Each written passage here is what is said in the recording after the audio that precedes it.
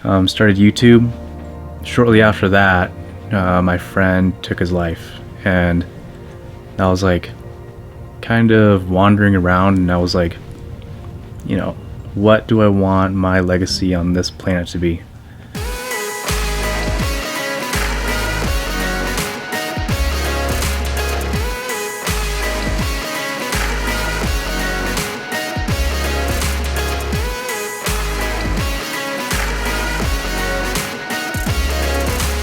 So my childhood growing up, it was pretty broken up, and I thought that stuff was normal until I met my wife, and I started like looking at what another family was like more intimately and in depth.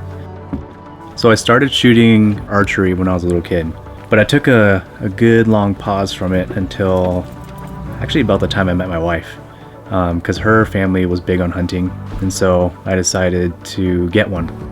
Plus, with the bow, you have a lot more seasons that you can hunt. You can hunt archery season, you can hunt muzzleloader, and you can hunt modern firearm. Also, John J. Rambo, super freaking awesome.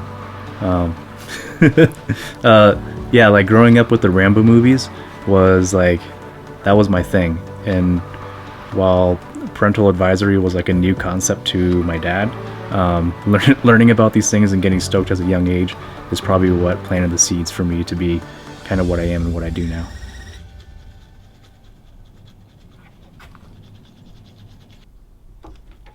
The wife and I, we were together for 10 years, but I didn't marry her until about 2 years ago.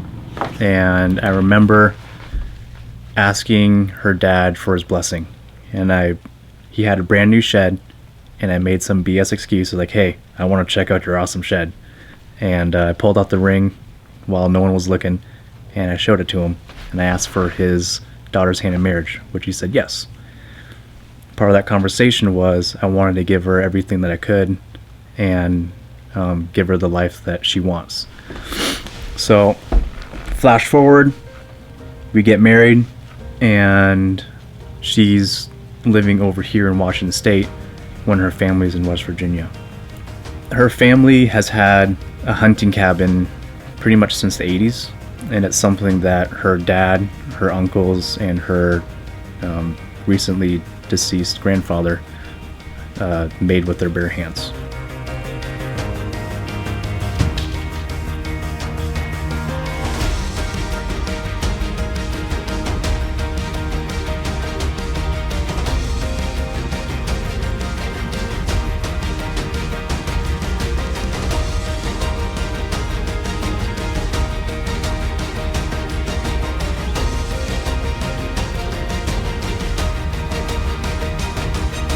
And you have this piece of property, this huge piece of property, and this cabin that can sleep, quite a few people, and everyone goes out there for hunting season. It's all like this big like family event. So having something like that in Lindsay's life was kind of lacking when she moved over here. So when she moved over here, we've kind of always had it in the back of our heads, look for a property. So eventually we came across this kind of on a whim. We saw it on the internet one day. We saw it at the beginning of the month. By the end of the month, we closed on it. But knowing how much work that her family put into her cabin over the years, it kind of made sense. Like I know that it's not going to be an overnight thing. As a kid, I was always interested in doing research and tinkering with things and doing math and figuring out how things would work with nature. And so this was like the perfect opportunity for me to kind of test some theories and do more research and kind of geek out and really like enjoy the whole process of planning everything out and taking pretty much like what I would call a bare bones cabin and then turning it into like a legit second home. My now wife was like, hey, you're only working 3 or 4 months out of the year. The rest of the time I was hunting, fishing, camping, or driving across the country. It's like, you should probably film that and put it on YouTube. And at that time, YouTube was just starting to take off, and I was like, no, that's stupid. And then, I did a little bit of research into it, and I was like, well, like people actually do this, and they are doing some pretty cool stuff. So, if you take a look at my channel, it does kind of look like a weird modge podge of things, You know, you got like survival stuff, you have reviews, you have all kinds of things going on, but it's all different facets of my life. I like teaching people things because I've messed up so many little things, and if I can be like, hey, like, don't do it this way because XYZ, I think it saves the other beginner so much heartache, and so they don't get discouraged and they don't just throw out, you know, the baby with the bathwater. So to me, teaching someone something, it feels good, you know, like that old adage, you know, you can give a man a fish or you can teach a man to fish and feed him for a lifetime. And that's kind of how I feel about it. Started YouTube. Shortly after that, my friend took his life, and I was like kind of wandering around, and I was like, you know, what do I want my legacy on this planet to be?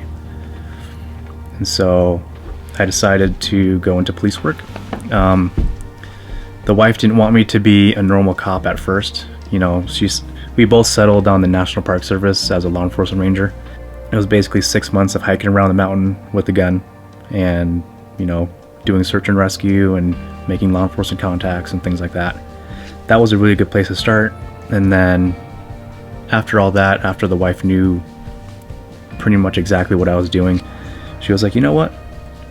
The idea of law enforcement doesn't really like scare me as much as it used to. I want you to start going for more local law enforcement. And then I got hired by a local sheriff's office. And so I've been working with them since 2017. And so far, kind of digging it a lot. You know, you can have a super high call volume, depending on where you're at. You might handle 20 calls a day, or you might go to a super slow place and have maybe 6 calls a day. You can do a lot of difference in taking bad people off the street. And with a good crew, you can take the cases that really mean something to you. So for me, it's the crimes against the kids and crimes against women and those special types of assaults. So I enjoy putting those people away, and for me it's super rewarding, and it's something that I could see myself doing for a long time.